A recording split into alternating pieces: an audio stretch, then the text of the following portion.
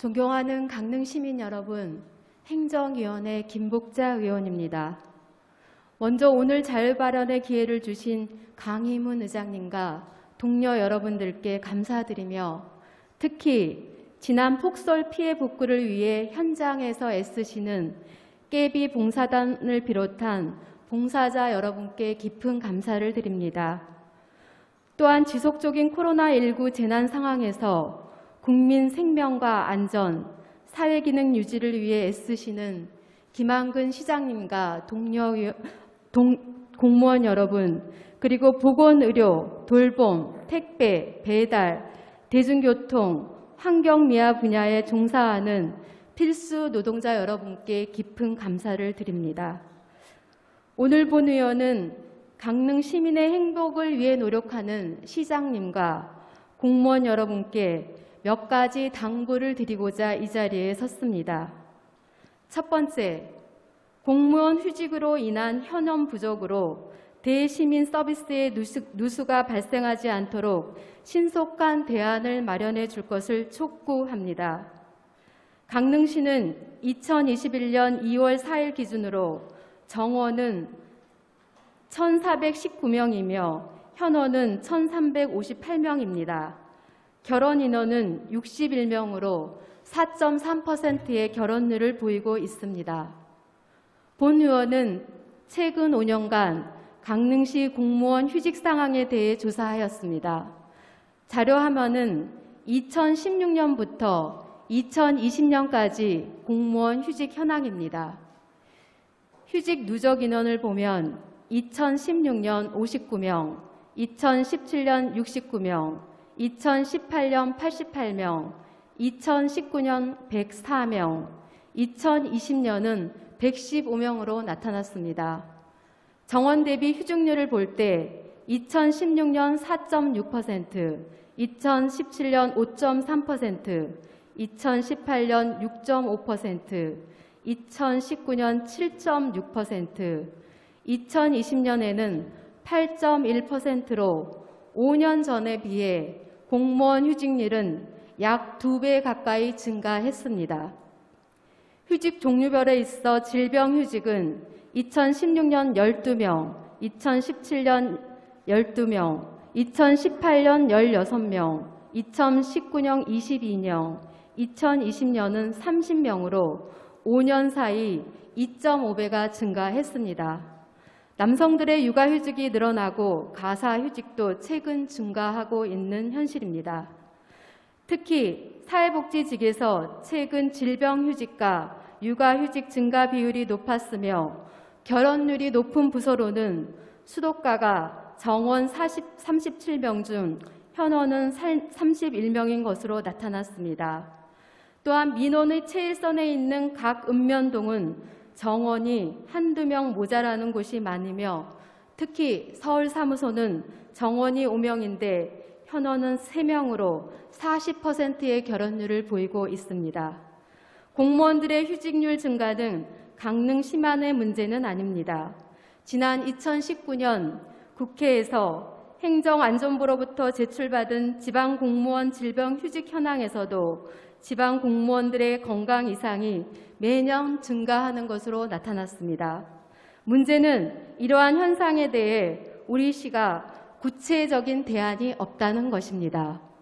질병휴직률이 매년 증가하는 것은 과도한 업무 스트레스와 잦은 인사이동과 정비례할 확률이 높습니다.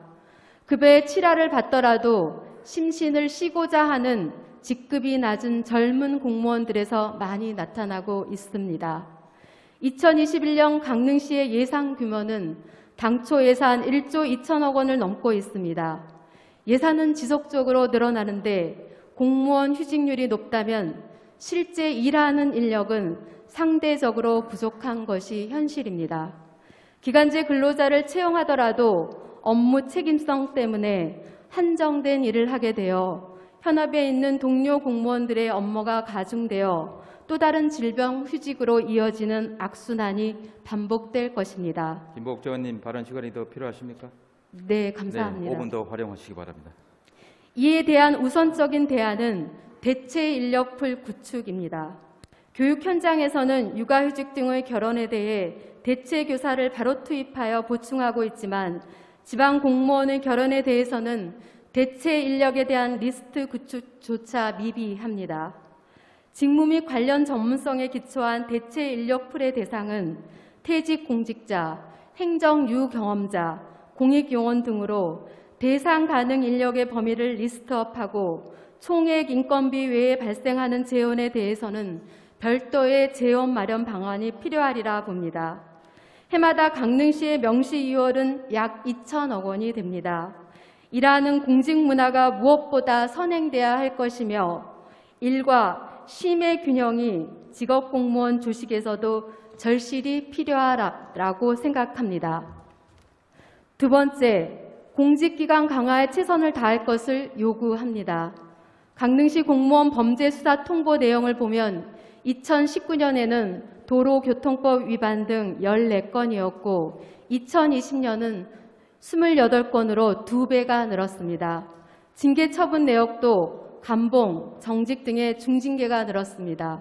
실가 재무감사에서도 행정상 조치 건수가 늘었으며 재정상 조치 금액도 2019년 260여만 원에서 2020년은 450여만 원으로 늘었습니다.